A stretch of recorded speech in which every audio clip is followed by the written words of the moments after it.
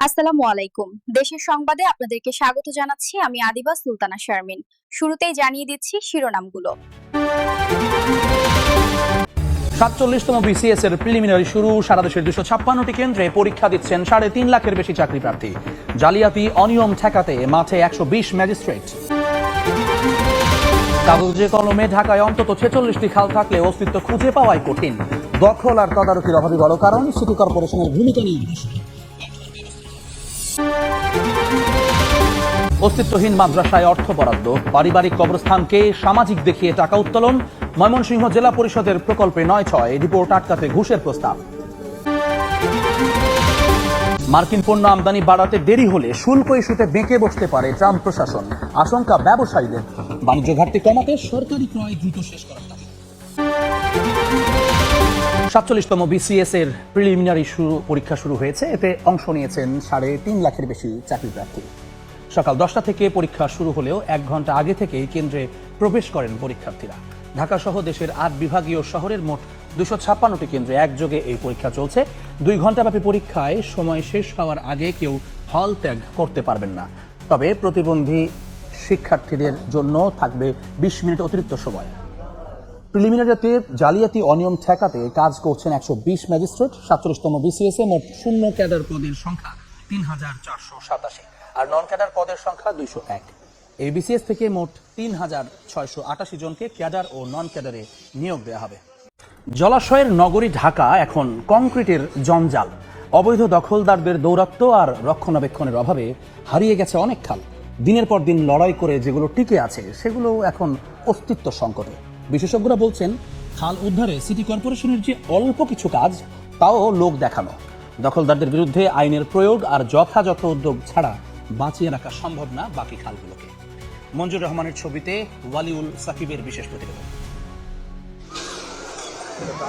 গেল ২৩ এপ্রিল মোহাম্মদপুরের হাক্কা খালে অবৈধ স্থাপনা উচ্ছেদে অভিযান চালায় ঢাকা উত্তর সিটি কর্পোরেশন। ওই সময় একটি দোতলা ভবন পুরোপুরি, একটি ভবনের আংশিক ও বেশ কয়েকটি টিনের ঘর ভেঙে দেওয়া হয়। তবে অভিযানের প্রায় ৬ মাস পরেও শুরু হয়নি খননের কাজ। এখনো সেভাবেই পড়ে আছে খালের ভরাটকৃত মাটি। ঢাকা দক্ষিণের ধোলাই খাল কেবল নামেই রয়ে গেছে। ব্যস্ত সড়ক, দুই পারের দোকানপাট আর বাড়িঘর দেখে বোঝার উপায় নেই ৩ দশক আগেও এখানে চলেছে নৌকা। ঐতিহ্যবাহী এই খালটির অবশিষ্ট এখন সিএমবি বক্স কালভার্ট। দেখছি যে বেকুদিয়া ভাঙতেছে, ম্যাজিস্ট্রেট আসছিল, সিটি কর্পোরেশন অনেক লোক আসছিল, খাল উদ্ধার হয়নি, ভেঙে গেছে। আমি ২ বছর ধরে নৌকা ব্যবহার করছি, 5 বছর ধরে, এখন তো আরো পারাবার নেই। দক্ষিণের আরেক খাল জিরানি টিকে আছে ঠিকই, তবে প্রায় নিষ্প্রাণ হয়ে। কোথাও কোথাও প্রবাহ থাকলেও আবর্জনার চাপে বেশিরভাগ জায়গাতেই পানি আবদ্ধ। নামমাত্র ময়লা পরিষ্কার হয়, কিছু পলিথিন পরিষ্কার হয়, কিন্তু পানির যে প্রবাহ ঠিক করা, এগুলি কোনো কিছুই ঠিক করা হয় না। উত্তর সিটির আগামী যে খালটি কোনো মতে টিকে আছে সেটির অবস্থাও বেহাল। স্থানীয়দের কাছে বিএনপি বাজার খাল নামে পরিচিত এই খালটি মূলত কল্যাণপুর খালেরই অংশ। কল্যাণপুরের দিকে কিছুটা প্রশস্ত থাকলেও তা সংকুচিত হয়ে অর্ধেকে নেমেছে পলি জমে। যেভাবে ভরাট হচ্ছে খাল, তার তুলনায় উদ্ধার আর রক্ষণাবেক্ষণ একেবারেই অপ্রতুল। এভাবে চলতে থাকলে অচিরেই হয়তো ঢাকা পরিণত হবে খালশূন্য নগরে। বসবাসের অযোগ্য এই নগরী আর কতটা অযোগ্য হলে টনক নড়বে সংশ্লিষ্টদের, তার উত্তর নেই কারো কাছেই। River and Delta Research Centre RDRCর ২৩ থেকে ২৪ সালের তথ্য অনুযায়ী ঢাকায় খাল আছে মোট ৬৪টি। তাদের হিসেবে সাম্প্রতিক সময়ে দখল ও রক্ষণাবেক্ষণের অভাবে ঢাকার জলাশয়ের অন্তত প্রায় ১২০ কিলোমিটার জলপথ হারিয়ে গেছে। ২ সিটি কর্পোরেশনের হিসেবে ঢাকায় খাল আছে ৪৬টি, তবে বাস্তবে এর বেশিরভাগের অস্তিত্ব খুঁজে পাওয়াই কঠিন হয়ে দাঁড়িয়েছে। খাল উদ্ধার আর সংস্কারে সিটি কর্পোরেশনগুলোর তৎপরতা ব্যয়বহুল নানা প্রকল্পের ঘোষণাতেই সীমাবদ্ধ। মাঝখানে প্রজেক্টের যে কিছু কম্পোনেন্ট আমরা দেখেছি আসলে বাস্তবায়ন করা খুব জটিল। সেই প্রেক্ষিতে আমরা ডিপিপি সংশোধন করে যেগুলো বাস্তবায়নযোগ্য আমরা সেগুলো হাতে নিয়েছি। আমাদের 3টা খাল অলরেডি উদ্ধারের জন্য আমাদের প্রজেক্ট পাস হয়েছে। সাংবাদিক কলোনি, 22 থেকে এবং এভিয়েশন, এই 3টা খাল আমরা সেম ওয়েতে ডিমার্কেশন অনুযায়ী আমরা বুঝে নেব এবং আমরা এটাকে প্রোটেকশন ওয়ার্ক এবং ফুটপাথ সহ করা যাবে, ভবিষ্যতে কেউ এনক্রোচমেন্টটা বা দখলটা করতে না পারে। দখলদারদের বিরুদ্ধে কঠোর ব্যবস্থা না নেওয়ায় বন্ধ হচ্ছে না খাল দখল। সেই সঙ্গে সঠিক তদারকির অভাবও দেখছেন নগর পরিকল্পনাবিদ। পূর্বে যারা দখল করেছে তাদের শাস্তি দিতে পারিনি, যার ফলে এই দৃষ্টান্তটা তৈরি হলো না। খাল দখল করলে শাস্তি পাওয়া যায়। যে গত 5 বছর আগে আমাদের এত কিলোমিটার খাল ছিল, এখন এই বছরে এত কিলোমিটার নতুন খাল উদ্ধার করেছি এবং কতটুকু বেড়েছে, এই ধরনের কোনো পরিসংখ্যান কেউ দিতে পারে না। প্রকল্প কেন্দ্রিক জটিলতা থেকেও বেরিয়ে আসার তাগিদ বিশেষজ্ঞদের। রাজবাড়ীর দৌলতদিয়া ফেরিঘাটের 7টি ঘাটের মধ্যে 5টি অচল, বাকি 2টি চলছে খুঁড়িয়ে খুঁড়িয়ে। ফেরির ধাক্কায় পল্টনের যন্ত্রাংশ বিকল হওয়ায় ব্যাহত হয় যান পারাপার। এতে সৃষ্টি হয় দীর্ঘ যানজট। অন্যদিকে 2020 সালে পাটুরিয়া ও দৌলতদিয়া নদীবন্দর আধুনিকায়নে প্রকল্প পাশ হলেও তা থেমে আছে। আশিকুর রহমানের রিপোর্ট। পাখির চোখে পদ্মার পাড়ের এক সবুজ নয়নাভিরাম দৃশ্য মনে হলেও এটি একটি ফেরিঘাট। প্রতি বছর বর্ষায় যেখানে নদীর স্রোতে বিলীন হয় এক বা একাধিক ঘাট। রাজবাড়ীর দৌলতদিয়া ফেরিঘাটের 7টি ঘাটের মধ্যে 5টি অচল দীর্ঘদিন ধরে। 3 ও 4 নম্বর ফেরিঘাটেরও বেহাল দশা। ফেরির ধাক্কায় পন্টনের যন্ত্রাংশ বিকল হয়ে ব্যাহত হয় যানবাহন পারাপার। এতে সৃষ্টি হয় দীর্ঘ যানজট। দুর্ভোগে পড়েন যাত্রী ও যান চালকরা। মাঝে মাঝে ঘাট ভেঙে গেলে পরে আমরা অনেক যানজটে ভোগান্তি করি। 4 থেকে 5টা ঘাট হলে পরে ভালো হয়।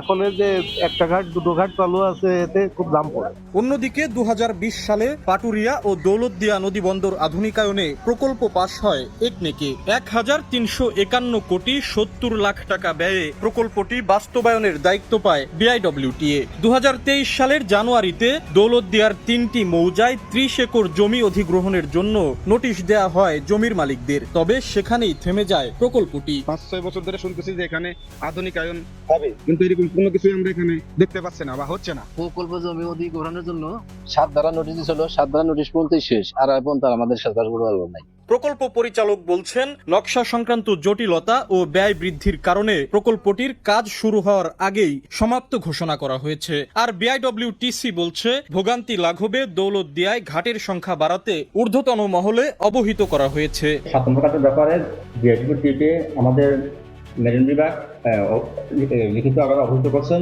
আশা করি আমরা রাজবাড়ীর দৌলতদিয়া ও মানিকগঞ্জের পাটুরিয়া নৌরুটে 10টি ফেরি দিয়ে প্রতিদিন 3000-এর বেশি যানবাহন পারাপার হয়। অস্তিত্বহীন মাদ্রাসার নামে দেয়া হয়েছে অর্থ বরাদ্দ। পারিবারিক কবরস্থানকে সামাজিক দেখিয়েও তুলে নেওয়া হয়েছে টাকা। আবেদন না করেও বরাদ্দের তালিকায় নাম উঠেছে অনেক প্রতিষ্ঠানের। আবার একই ব্যক্তি একাধিক প্রতিষ্ঠানের অর্থ তুলেছেন। ময়মনসিংহ জেলা পরিষদ থেকে 2024-25 অর্থ বছরের রাজস্ব বাজেটের ঐচ্ছিক কার্যাবলীর আওতায় নেওয়া প্রকল্পে অনিয়মের এমন অভিযোগের সত্যতা মিলেছে সময় সংবাদের অনুসন্ধানে। হোসেন আলীর ছবিতে ওবায়দুল হকের।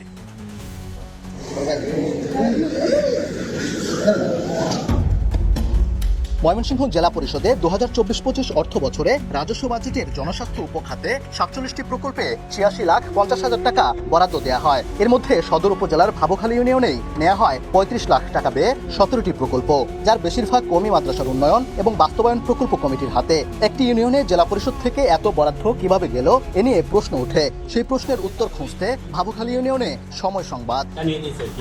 বরাদ্দপত্রের 45 নম্বরে থাকা জামিয়া হাজরা মহিলা মাদ্রাসা নামে বরাদ্দ হয়েছে 2 লাখ টাকা। তবে পরিচালক জানালেন, তিনি কোনো বরাদ্দের জন্য আবেদনই করেননি। জামিয়া হাজারা মহিলা মাদ্রাসা নামে এখনো পর্যন্ত কোনো টাকা পাইনি। তার কথার সূত্র ধরে চুরখাই বাজারের পাশে একই নামে আরেকটি মাদ্রাসা খুঁজে পাওয়া যায়। মাদ্রাসার দেয়ালে রং দিয়ে জামিয়া হাজেরা কওমি মহিলা মাদ্রাসা লেখা থাকলেও ছাদের উপরে নতুন করে একটি বোর্ড সাটানো হয়েছে।